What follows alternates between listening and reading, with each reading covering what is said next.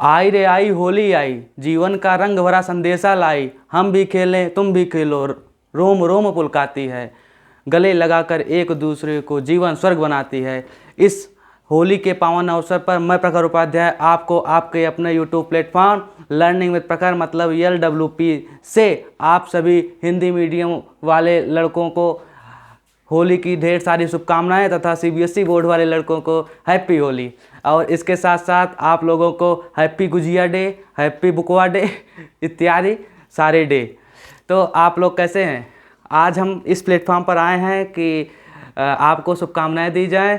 इसके बाद हम बताएंगे कि होली क्यों मनाई जाती है। यह भारत और विश्व में फेमस एक त्यौहार है होली।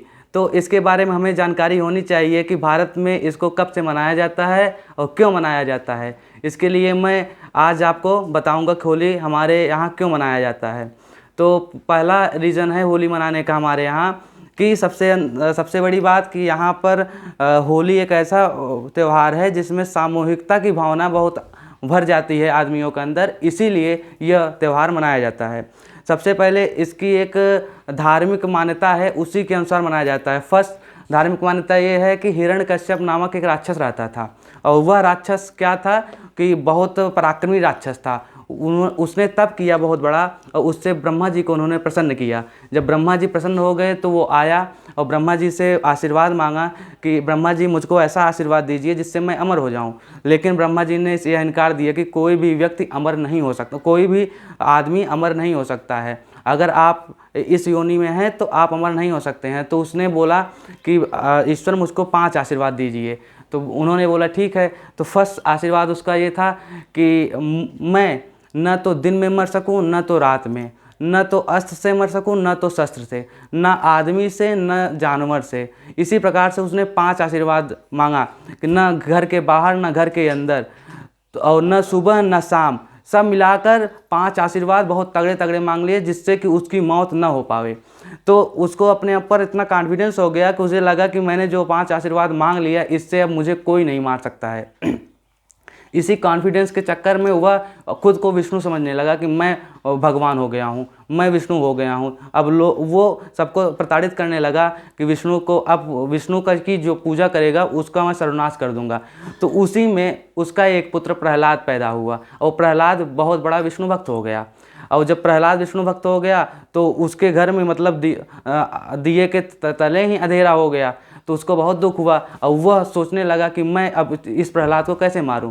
तो इसके चक्कर में वो कभी उसको खाई में गिरवा देता तो कभी उबलते हुए तेल में डलवा देता। इसी प्रकार से वो उसके साथ किया करता था। तो एक बार की घटना हुई, होलिका की कहानी ऐसी है कि होलिका उसकी बहन थी, किसकी? हिरण्यकश्यप की। तो हिरण्यकश्यप की बहन होलिका थी और वह होलिका ब्रह्मा जी से आशीर्वाद मांगी थी कि मैं अग्नि में न जलूं, मुझे ऐसा कोई वरदान दीजिए प्रभु जिससे मैं अग्नि में न जलूं। तो ब्रह्मा जी ने क्या किया, उसको एक रुपट्टा दे दिया। वह रुपट्टा अगर वो उसके पास रहता तो वो न जलती। तो हिरण्यकश्यप ने क्या किया कि अपने बहन को बुलाया और उसको एक बहुत बड़े अंगारे में मतलब आग में डाल दिया और उसके गोदी में अपने पुत्र प्रहलाद को दे दिया कि मेरी बहन बच जाएगी और प्रहलाद मर जाएगा। लेकिन पासा पलट गया कि ईश्वर की क्या कृपा हुई कि उसका जो दुपट्टा हुआ वह आग में, जब आग जलती है तो उसमें वायु भी निकलती है और बहुत तेज़ी से आंधी नुमा आने लगता है। तो उसी तूफान के चलते जो उसका दुपट्टा था वो प्रहलाद के ऊपर आ गया और होलिका तो जल गई लेकिन प्रहलाद बच गया। तो इसी के उपलक्ष्य में होलिका दहन किया जाता है, छोटी होली को, मतलब होली के एक दिन पहले। और दूसरे दिन ही, होलिका दहन के दूसरे दिन ही हिरण्यकश्यप फिर प्रहलाद को मारने के लिए प्लान बनाता है और वह आता है। इसके बाद प्रहलाद से पूछता है तो प्रहलाद उसको बहुत परेशान कर देता है कि मैं ईश्वर को, विष्णु जी को मानूंगा, मेरे परम पिता हैं वो, आप नहीं हैं, आप बहुत दुष्ट हैं, ये सब ऐसे ही वो बोलने लगा। तो वो और गुस्सा हो गए और गुस्सा हुए तो उन्होंने कहा कि अगर तुम्हारे ईश्वर हैं तो आवें हमारे पास, अगर इस खंबे में हैं तो निकलें। तब तक वो खंबे पर एक हाथ मारता है वही हिरण्यकश्यप। तब उसी में से एक नरसिंह भगवान उत्पन्न हो जाते हैं। नरसिंह भगवान न तो आदमी थे न तो जानवर थे, उनके अंदर दोनों क्वालिटी थी, वह शेर भी थे और आदमी भी थे। तो इस प्रकार से उसका जो एक आशीर्वाद था वो तो विफल हो गया। तो इसके बाद क्या हुआ कि नरसिंह भगवान उसको ले गए चौखट पर, न तो घर के अंदर न तो घर के बाहर। और जिस बेला में वो पैदा हुए थे वह न तो सुबह थी न तो शाम न तो रात थी, वह शाम का गोधूली बेला थी। और उन्होंने जब उसको मारा तो न ज़मीन पर मारा न आसमान में मारा, उन्होंने अपने जांघ पर रख कर अपने नाखूनों से मारा, न तो अस्त्र से न तो शस्त्र से। इस प्रकार से हिरण्यकश्यप नामक बुराई को उन्होंने एक झटके में मार दिया। तो इसी के चक्कर में, इसी के कारण हमारे यहाँ होली मनाई जाती है कि बुराई पर अच्छाई की जीत हो गई।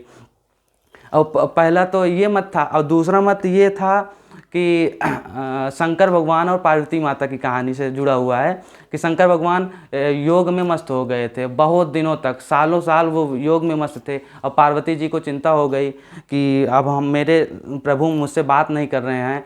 तो उसी के चक्कर में पार्वती माता ने क्या किया, कामदेव के पास गई और कामदेव से कामदेव से यह गुजारिश की कि आप उनके पास जाइए और उनके हृदय में कुछ प्रेम झलका दीजिए कि वो जग जाएं। तो कामदेव जी वहाँ पर गए, उनके हृदय पर एक तीर मार दिए और उस तीर के चक्कर में वो जाग गए। जब जाग गए तो उनकी जो माथे पर उनकी आँख है वो तीसरी आँख उनकी खुल गई, और जिससे कामदेव जी भस्म हो गए।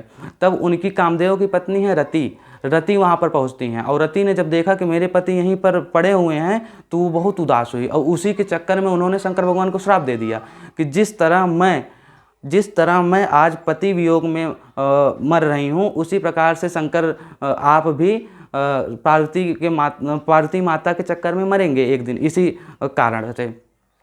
तो उनके श्राप से अगले जीवन में महादेव की पत्नी सती उनसे विरक्त हो गई थी, अब वो भी मर गई थी इसी के चक्कर में। लेकिन फिर रति ने तपस्या किया तो शंकर भगवान फिर खुशी हुए, श्राप देने के बावजूद वे फिर खुशी हुए।